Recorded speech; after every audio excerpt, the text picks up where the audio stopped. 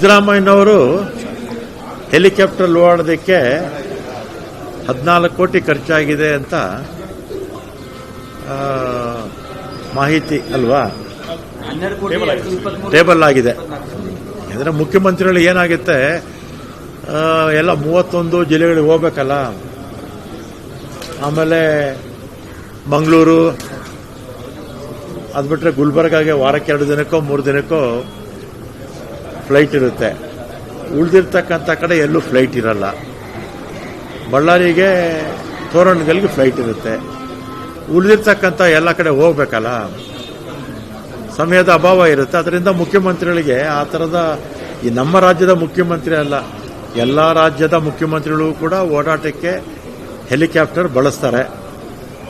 ಸಮಯದ ಅಭಾವ ಅಲ್ವಾ, ಅದನ್ನು ಉಳಿಸೋದಕ್ಕೋಸ್ಕರ ಓಡಾಡ್ತಾರೆ. ಅದರಲ್ಲೇ ನನಗೇನು ತಪ್ಪೇನು ಕಾಣಿಸ್ತಿಲ್ಲ. ನಮ್ಮ ದೇಶದ ಪ್ರಧಾನಮಂತ್ರಿಗಳು ನರೇಂದ್ರ ಮೋದಿಯವರು 8,000 ಕೋಟಿ ಕೊಟ್ಟು ಫ್ಲೈಟ್ ತಗೊಂಡಿದ್ದಾರೆ. ಅವರು ಬೇರೆ ಬೇರೆ ದೇಶಗಳಿಗೆಲ್ಲ ಹೋದಾಗ ಇಲ್ಲಿಂದ ಫ್ಲೈಟೇ ತಗೊಂಡು ಹೋಗ್ತಾರೆ. ರಾಜನಾಥ್ ಸಿಂಗ್ ಅವರು, ಅವ್ರಿಗೂ ಸ್ಪೆಷಲ್ ಫ್ಲೈಟ್ ಇದೆ. ಕೇಂದ್ರದ ಗೃಹ ಮಂತ್ರಿ, ರಕ್ಷಣಾ ಮಂತ್ರಿ ಅವರು, ಆಮೇಲೆ ಅಮಿತ್ ಶಾ ಅವರು ಗೃಹ ಮಂತ್ರಿ, ಅವ್ರಿಗೂ ಸ್ಪೆಷಲ್ ಫ್ಲೈಟ್ ಇದೆ. ಅದಕ್ಕೆಲ್ಲ 106 ಕೋಟಿ ಖರ್ಚಾಗುತ್ತೆ. ಅದಕ್ಕೆಲ್ಲ ಪ್ರಧಾನಮಂತ್ರಿಗಳು 8,000 ಕೋಟಿ ತಗೊಂಡು ಹೊಸ ಫ್ಲೈಟ್ ತಗೊಂಡ್ರಲ್ಲ, ಅದ್ರ ಬಗ್ಗೆನೂ ಸ್ವಲ್ಪ ಚರ್ಚೆ ಆಗಲಿ.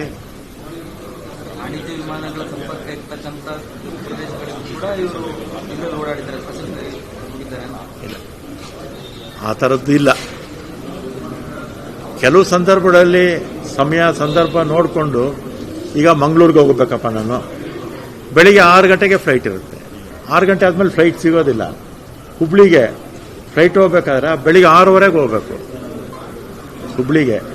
ಇವನ್ ಬೆಳಗಾಮಗೂ ಅಷ್ಟೇ, ಬೆಳಿಗ್ಗೆ 6:15 ಫ್ಲೈಟ್ ಬಿಟ್ಟರೆ ಮತ್ತೆ ಫ್ಲೈಟ್ ಇರೋದಿಲ್ಲ. ಅಂಥ ಸಂದರ್ಭದಲ್ಲಿ ಅಲ್ಲಿ ಫ್ಲೈಟ್ ಇದ್ರೂ ಕೂಡ ಟೈಮ್ ಅಡ್ಜಸ್ಟ್ ಆಗಲ್ಲ. ಅದರಿಂದ ಅದರಲ್ಲೇನು ತಪ್ಪೇನು ಇಲ್ಲ ಬಿಡಿ. ಮೈಸೂರಿಗೆ ಮಾತ್ರ ಅವರಲ್ಲಿ ಮೈಸೂರಿಗೆ ಹೋಗ್ಬೋದು. ಸಿಎಂ ಆಗಿರೋದ್ರಿಂದ 1 ಅವರಲ್ಲೇ ಹೋಗ್ಬೋದು. ಆ ಪ್ರೋಟೋಕಾಲ್ ಇದೆ. ಆದರೆ ಅದಕ್ಕೆ ಸುಮಾರು 10 ಲಕ್ಷ ಖರ್ಚಾಗಿದೆ. ಮೈಸೂರು ಸುಲಭ.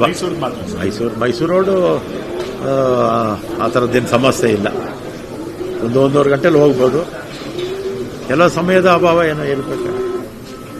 ನೀವು ಇದನ್ನು ಮಾತಾಡಬೇಕಪ್ಪ ಮಾಧ್ಯಮದವರು. ಪ್ರಧಾನಮಂತ್ರಿಗಳು 8,000 ಕೋಟಿ ತಗೊಂಡು ಹೊಸ ಫ್ಲೈಟ್ ತಗೊಂಡಿದ್ದಾರಲ್ಲ. ರಾಜನಾಥ್ ಸಿಂಗ್ ಅವರು ಸ್ಪೆಷಲ್ ಫ್ಲೈಟ್ ಉಪಯೋಗಿಸ್ತಾರೆ. ಅಮಿತ್ ಶಾ ಅವರು ಸ್ಪೆಷಲ್ ಫ್ಲೈಟ್ಗಳು ಉಪಯೋಗಿಸ್ತಾರೆ. ಅದನ್ನು ಸ್ವಲ್ಪ ಚರ್ಚೆ ಆಗಲಿ.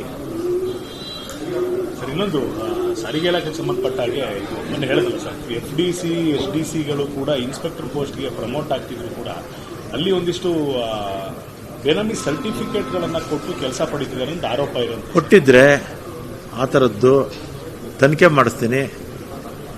ತಪ್ಪು ಮಾಹಿತಿ ಕೊಟ್ಟಿದ್ರೆ ವಜಾ ಮಾಡಿಸ್ತೀನಿ.